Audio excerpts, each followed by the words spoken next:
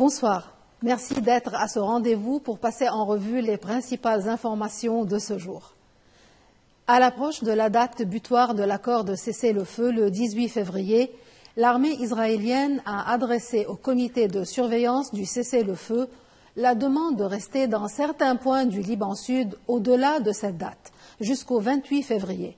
La partie libanaise a rejeté catégoriquement cette demande. Dans cette même lignée, les anciens premiers ministres qui ont rencontré le président de la République ont insisté sur la nécessité d'un retrait complet de l'armée israélienne des territoires occupés au Liban Sud.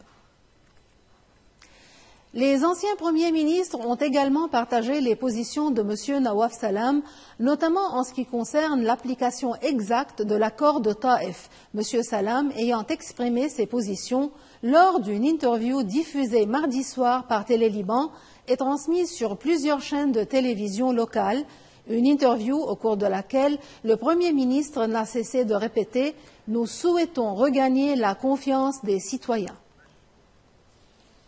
Reconnaissant l'ampleur de la souffrance endurée par les Libanais du fait de la crise financière et économique, de l'explosion du port de Beyrouth et de la guerre avec Israël, Salam a évoqué des causes supplémentaires de déception pour les Libanais, en l'occurrence la décrépitude de l'administration publique et le discrédit du pouvoir judiciaire.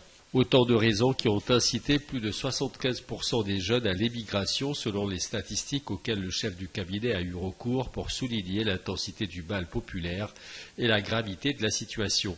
Le Premier ministre a passé en revue plusieurs pratiques qui ont fait perdre au Liban des occasions pour concrétiser son redressement plus tôt. Il a souligné l'application sélective de l'accord de Taïf, le non-déploiement de l'armée libanaise au Liban Sud et la mauvaise mise à profit du retrait syrien. En réponse aux interrogations portant sur les critères de formation de son cabinet, le Premier ministre a défendu son attachement aux normes qu'il s'était fixées et qui prenaient en compte surtout les critères de compétence et de maîtrise des politiques publiques, ainsi que le principe de la séparation des pouvoirs législatifs et exécutifs.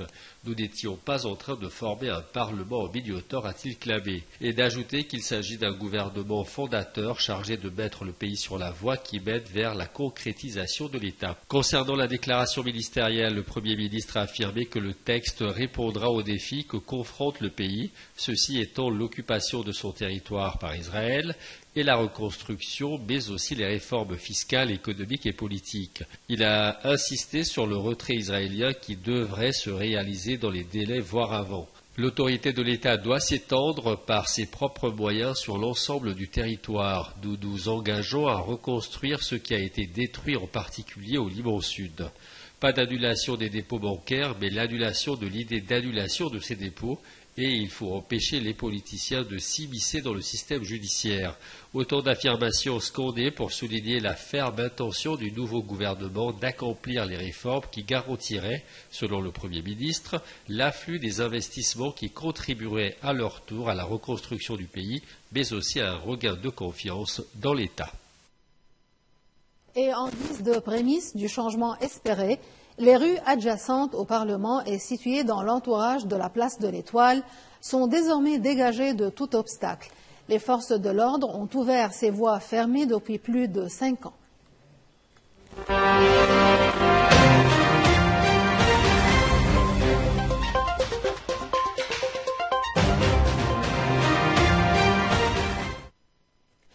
Face au président américain Donald Trump, toujours campé sur sa position de vider le territoire palestinien de ses habitants, le roi Abdallah II de Jordanie a réaffirmé sa ferme opposition au déplacement de la population de Gaza.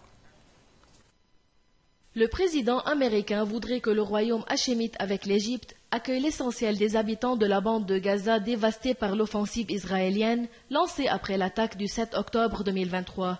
L'une des choses que nous pouvons faire immédiatement, c'est de prendre 2000 enfants, des enfants atteints de cancer ou très malades, a dit le roi de Jordanie.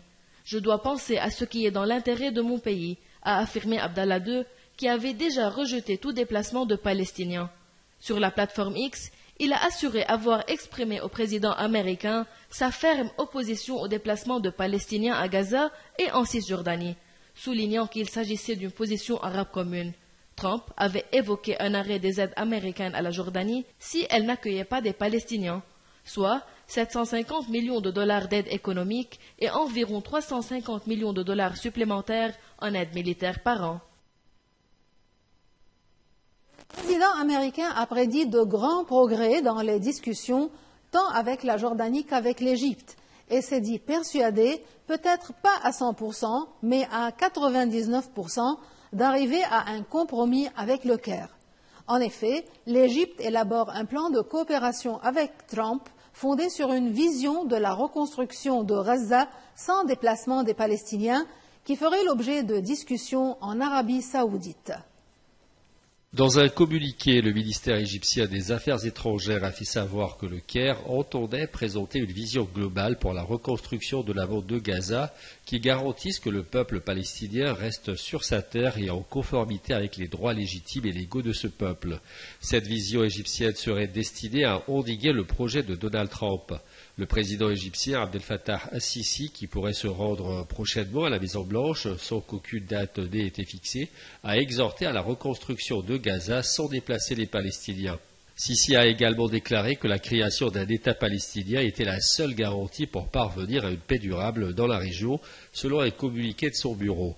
Les pays arabes ont fermement rejeté la proposition, insistant sur l'objectif d'une solution à deux États avec un État palestinien indépendant aux côtés d'Israël. Alors que le futur de Gaza est en jeu, son présent n'est pas encore tranché, puisqu'Israël menace de reprendre les combats si les otages ne sont pas libérés.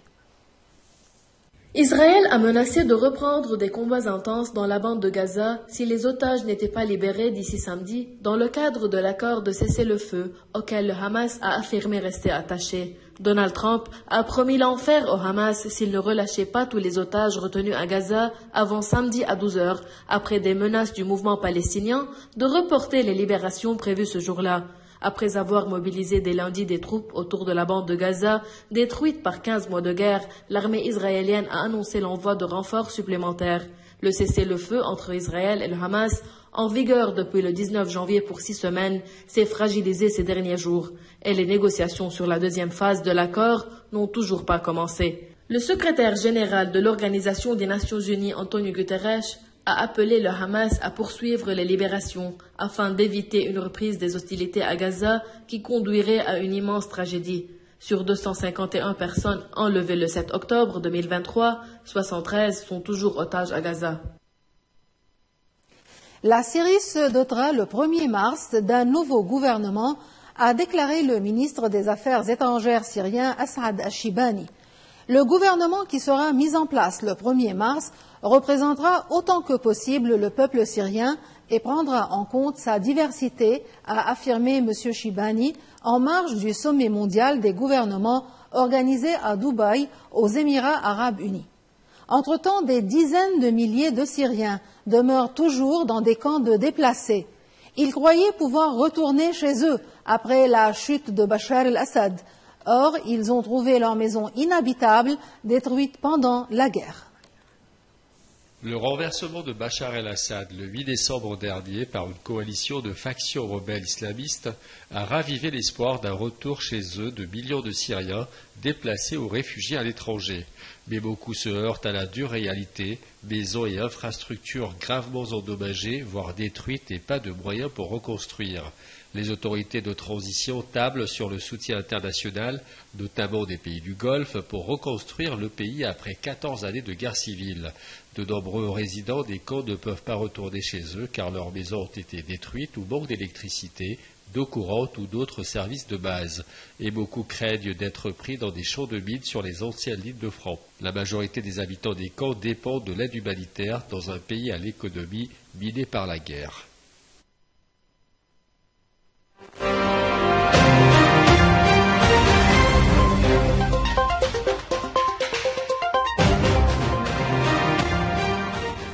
Le président ukrainien Volodymyr Zelensky s'est dit prêt à un échange de territoire avec la Russie dans le cadre d'éventuelles négociations de paix sous l'égide des États-Unis. Mais d'autre part, il a estimé que les frappes sur Kiev montrent que Poutine ne se prépare pas à la paix.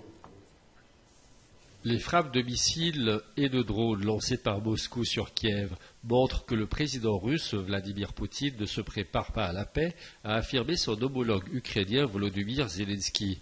Ces frappes menées sur 5 districts de Kiev ont fait au moins 1 mort et 3 blessés, a indiqué le maire de la capitale ukrainienne. Zelensky s'est dit prêt à un échange de territoire avec la Russie dans le cadre d'éventuelles négociations de paix sous l'égide des États-Unis, tout en ajoutant qu'il ne savait pas quel territoire Kiev demanderait en retour. Le président ukrainien a estimé que l'Europe seule ne pourra pas garantir la sécurité de son pays.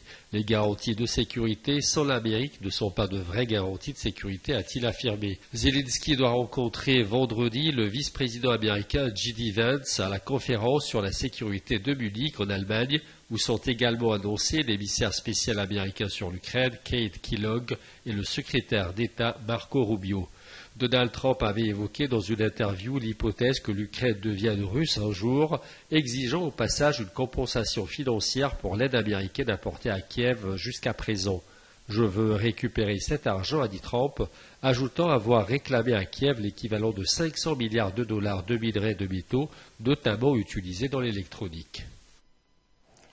Le groupe État islamique a revendiqué un attentat suicide qui a fait au moins 8 morts devant une banque du nord de l'Afghanistan où des fonctionnaires du gouvernement taliban venaient collecter leur salaire.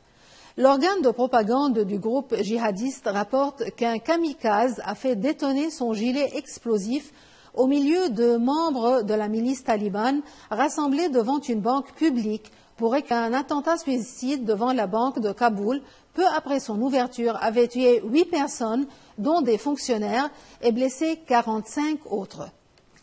Et pour note finale de ce journal, l'historique cinéma Colisée deviendra le théâtre national. Après des décennies de fermeture, ce cinéma de la rue Hamra a été réhabilité. Il va être transformé en théâtre national.